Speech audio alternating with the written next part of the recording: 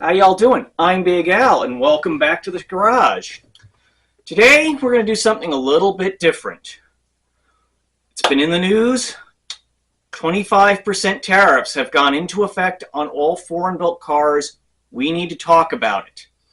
This is a big deal. So, what does the 25% tariff mean? Well, it means that you pay a 25% tax on any car that was built outside of the US and imported. The idea behind the tariffs, obviously, is to get companies to make their cars here. It's been done in the past. It's the reason I think the Toyota is building Camrys in Georgetown, Kentucky. Mine was built there. Both my Camrys were built there. It's the reason that BMW has their plant just 10 miles down the road from me in Greer, South Carolina, and a reason a lot of their suppliers are located here. But in the short term, this will mean car prices are going to go up. Any foreign-built car is obviously going to be 25% more expensive. And the manufacturers are going to pass this cost on to you and me. They're not going to just absorb that kind of a cost increase.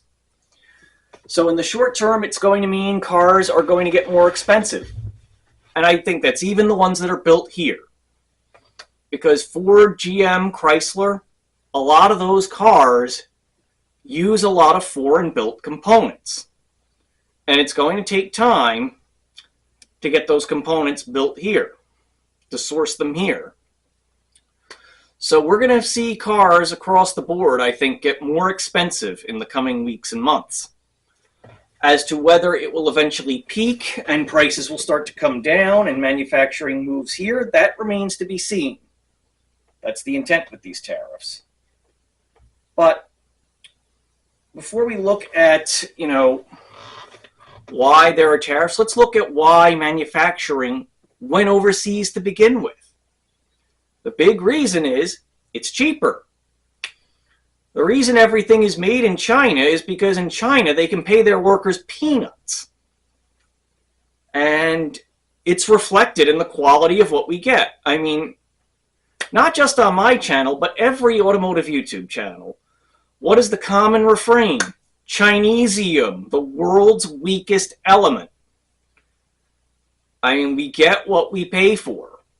You cannot get a good fuel pump for a Chevy Corvair. They're all junk.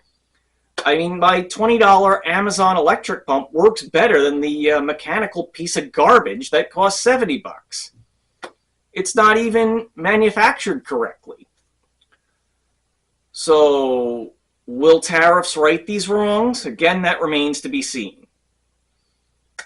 Again, a lot of the costs that are going to be incurred are going to get passed on to you and me.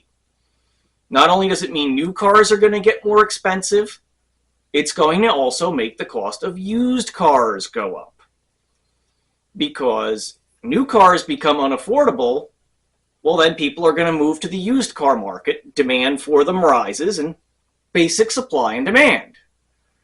The more demand there is for a limited product, the price goes up. That's just how free market economics works. Now, is it possible to get manufacturing to come here without tariffs? Possibly. BMW came here because South Carolina does have a very pro-free market climate.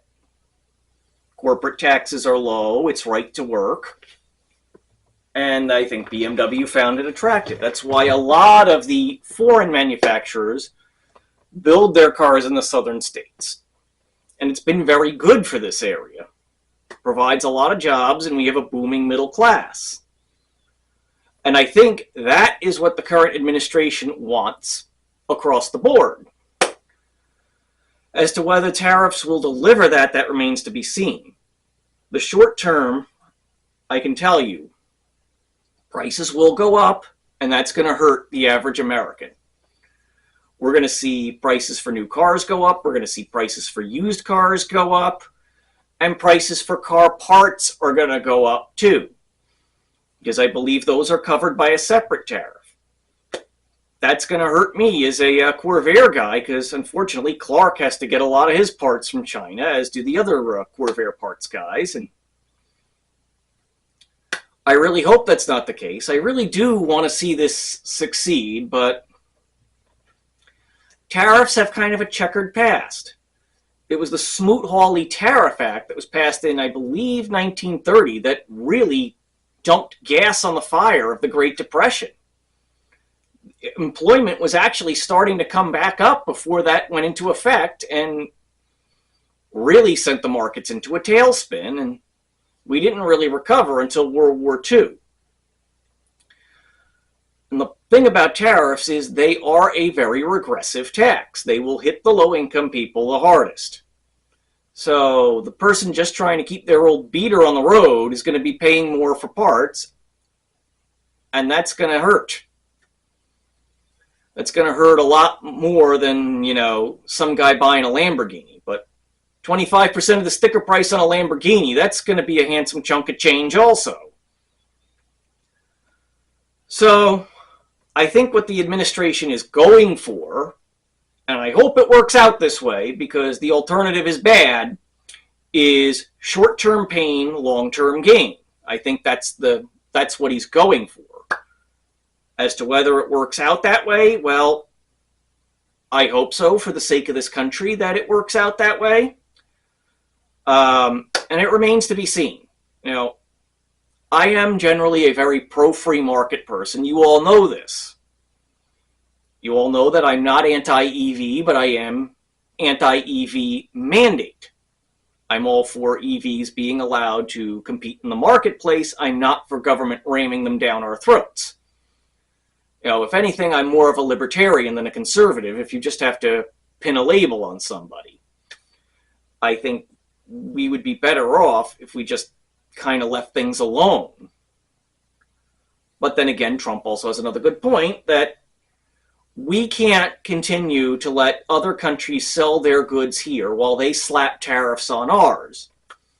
Now, without getting into the specifics, a lot of the countries that we have put tariffs on our goods. That's not right, and that cannot be allowed to continue to happen. What I also worry about here in South Carolina, you know, we build BMWs here. We have their only U.S. manufacturing plant. A fair number of the cars that are built there are actually built for export. And a lot of countries that we slap tariffs on are going to turn around and slap tariffs on us. So what do you think that's going to do to BMW? They're going to shift manufacturing elsewhere. That's going to hurt us right here in South Carolina. I'm starting to sound like a politician here, aren't I? I really hope that's not the case. And that, yes, there is some short-term pain, but it does work out in the end. Again, that remains to be seen. I think the best way to weather this storm is to just keep your car running. Keep your old beater going as long as it will go. I mean, let's face it, car dealerships, they've got some karma coming to them after they marked everything up and took advantage of the situation. I think the car dealerships deserve to get hit in the wallet. So if we can wait for the market to truly crash, that will be a good time. I mean, I only bought my wife's Hyundai Ioniq because the Corolla was really getting to the end of its life, and we did get a smoking deal on it. They were practically giving the thing away. So we may see a situation where a lot of car dealerships have a lot of inventory. The tariffs will drive the costs up further. The cars won't sell. The market will crash. And then who knows what will happen. The last time the car market got really screwed up, the government stepped in and we had the disastrous cash for clunkers, which had the unfortunate effect of completely screwing up the used car market and destroying a lot of cool classic cars. They weren't classics at the time, but they would be now. In fact, you know, I'm getting off track, but cash for clunkers, there is actually a term for that economists have. Broken window fallacy. And broken window fallacy goes something like this. Someone throws a rock through the baker's window and breaks it. And the baker is very angry about this until someone points out, wait, that's a good thing because now the glass installer has work. And now he can put a new window in. And now he has money that he can go spend. Sounds great, doesn't it? Well, here's the thing of it. We don't know how the baker would have otherwise spent that money had he not been forced to spend it on a new window. And the thing with cash for clunkers is we don't know how people would have spent that money had they not spent it on new cars. And had we not been forced to spend our tax money on other people's new cars. And it had a very negligible impact on the car market and the environment. So let's hope something like that doesn't come around again. Hopefully this works out and we do see manufacturing come back. But again, I'm going to try and be cautiously optimistic about this. In the short term, we can definitely expect pain in the car market. Anyway, that's all I got.